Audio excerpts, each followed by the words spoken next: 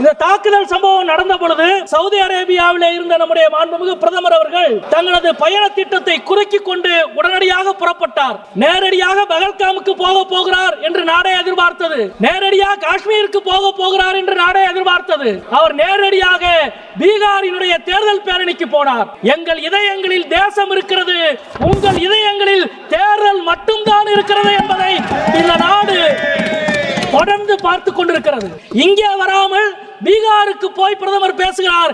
கற்பனை செய்ய முடியாத தாக்குதலை நாங்கள் நடத்துவோம் என்றார். நாங்கள் எதிர்பார்த்துக் கொண்டிருந்தோம் கற்பனை செய்ய முடியாத தாக்குதலை நடத்துவார் என்று. நடத்தினார். யார் நடத்தினார்?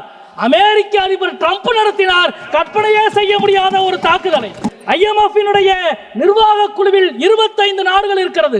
ஒரு நாடு கூட இந்தியாவுக்கு ஆதரவாக வாக்களிக்கவில்லை. உலக அரங்கில் இந்தியாவை தனிமைப்படுத்தி வைத்திருக்கிறீர்கள் நீங்கள் என்பதை இங்கே நாங்கள் சுட்டிக்காட்ட விரும்புகிறோம்.